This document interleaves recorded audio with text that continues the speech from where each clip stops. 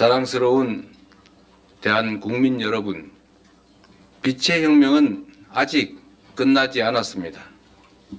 내란의 진상규명, 내란 가담자들에 대한 수사와 재판은 여전히 진행 중입니다. 과거가 현재를 구하고 죽은 자가 산 자를 도왔듯이 빛의 혁명이 미래를 구하고 우리 후손을 도울 수 있도록 만드는 것이야말로 국민주권정부가 해야 할 엄중한 시대적 책무라고 믿습니다. 친위 쿠데타 가담자들에 대한 엄정한 처벌은 그 시작입니다. 사적 야욕을 위해 헌정 질서를 파괴하고 심지어 전쟁까지 획책한 그 무도함은 반드시 심판받아야 합니다. 다시는 쿠데타를 꿈조차 꿀 수 없는 나라, 누구도 국민 주권의 빛을 위협할 수 없는 나라를 만들기 위해서라도 정의로운 통합은 필수입니다.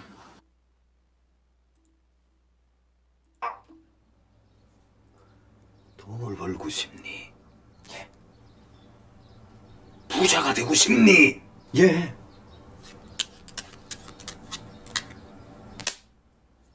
이건 네 정주영이고 이병철이야.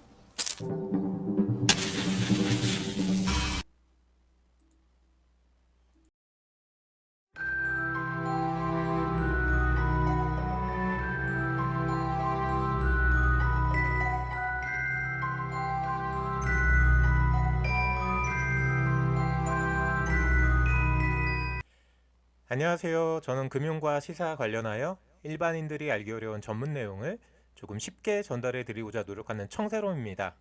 오늘은 꼬꼬무 7탄 빛의 혁명이 아니라 빚의 혁명, 빚의 순환 시스템에 대해서 이야기해 보려고 합니다. 현대 사회에서 대다수의 사람들은 많든 적든 누구나 다 빚을 지고 살아갑니다.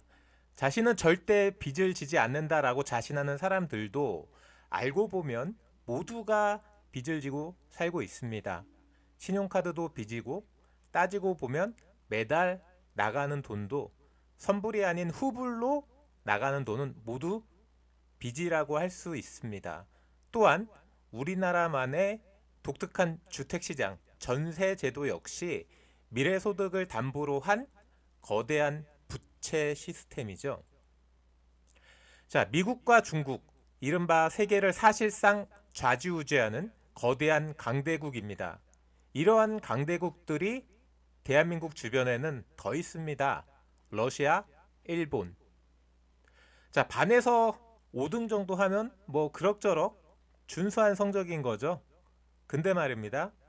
이 녀석이 전교에서도 5등 정도 된다면 미국, 중국, 러시아, 일본, 그리고 대한민국.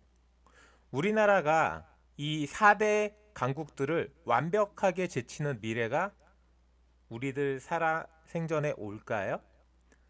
영국, 프랑스, 독일도 못 잡으면서 무슨 소리냐? 뭐 이렇게 이야기하시는 분들이 있겠지만 뭐 저는 개인적으로 사실상 그건 껌이라고 생각합니다. 영국의 산업혁명, 프랑스의 시민혁명, 독일의 첨단 기술력과 제조업, 뭐 이런 것들은 수백 년 동안 이어져 온 저 세 나라들의 기득권이기 때문에 그게 아니라면 이미 한국은 저 나라들을 제쳤을 겁니다. 18세기 중후반부터 저들은 강력한 국가였고 그렇게 몇백 년을 유럽이라는 거대한 카르텔에서 버텨왔던 거죠. 우리나라는 뭐가 있나요? 아무것도 없는 1950년 폐허 속에서 이제 고작 100년도 채 되지 않는 신생국입니다. 근데도 저들과 어깨를 나란히 할 수 있다는 것은 역시 한강의 기적이고 유엔 개발기구 원조를 받던 최빈국에서 원조를 주는 선진 공여국으로 드라마틱한 발전을 이룬 전무후무한 유일한 국가죠. 2021년 7월 스위스 제네바에서 열린 유엔 이사회에서 만장일치, 오늘날에도 정신 나간 위정자들의 친위 쿠데타를 위대한 시민들의 빛의 혁명으로 제압하고 계속해서 위대한 대한민국의 역사를 써 나가고 있습니다. 그런데 말입니다. 미국의 국가 총부채가 5경원, 중국은 한 3경원쯤 된다는 이야기를 들어보셨나요? 저 표를 보시면은 전 세계의 부채가 47경원입니다. 총생산은 거기에 한 3분의 1 정도 되는 16경원밖에 안 되죠. 왜 이런 일이 생기는 걸까요? 자, 옆에 보면은 대한민국에 대한 표도 자세하게 나와 있습니다. 전 세계를 기준으로 하면은 쉽게 풀어서 연봉이 5천 정도 되는데 5천만 원쯤 되는데 빚을 1억 5천을 지고 있다라는 의미죠. 우리나라는 국내 총생산이 약 2,500조 정도 되고요.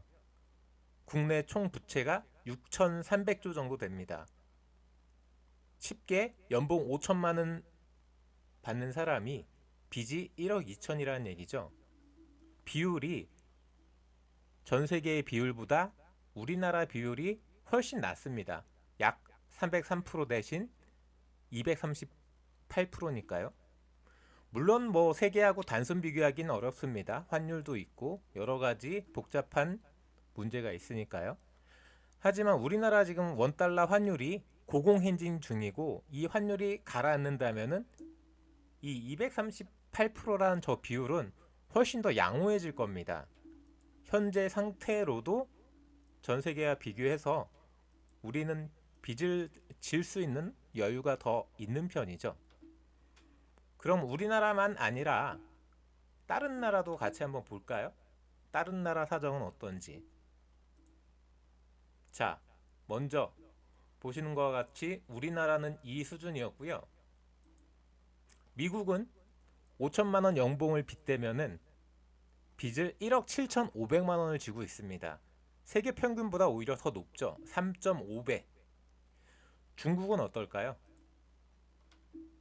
중국은 3.12배. 약간 더 높습니다. 세계 평균보다. 근데 또 충격적인, 이게 실화인지 충격적인 나라를 하나 더 보여드리겠습니다. 일본이죠.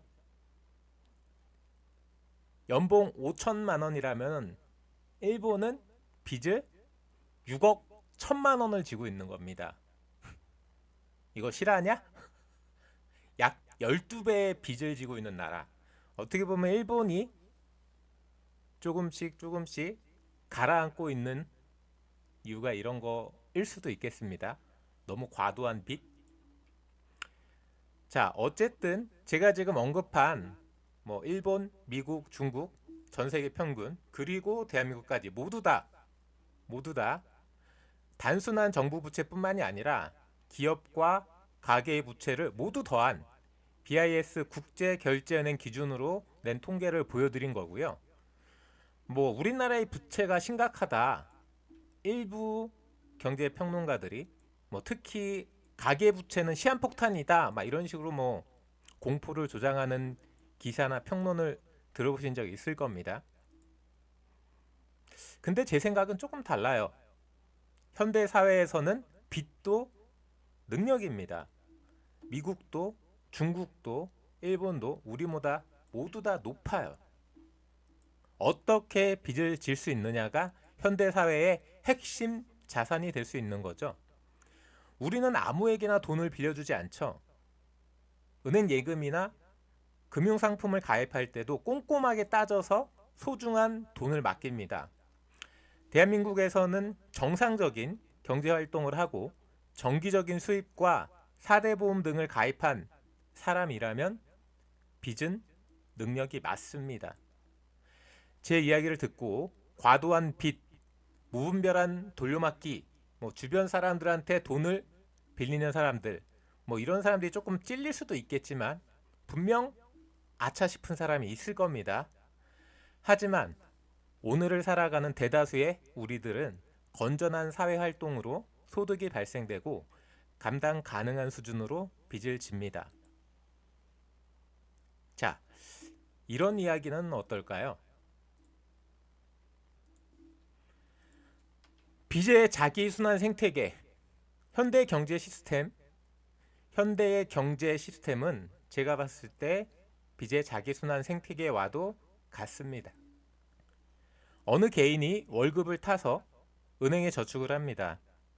은행은 다시 이 돈을 정부나 기업 등에 투자를 하고 이익을 얻습니다. 정부는 예산으로 SOC 건설이나 채권을 팔아 각종 정책을 추진하고요. 기업과 지역사회를 돕습니다.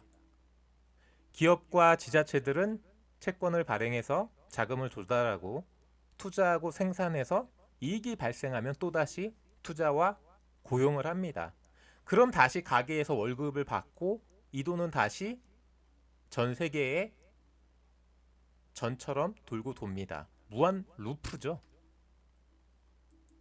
개인도 집이나 자동차 이런 거를 살 때 때로 빚을 지고요. 은행이나 금융기관 등의 투자금은 결국 개인이나 투자자들이 빌려준 그들에게 진 빚이죠.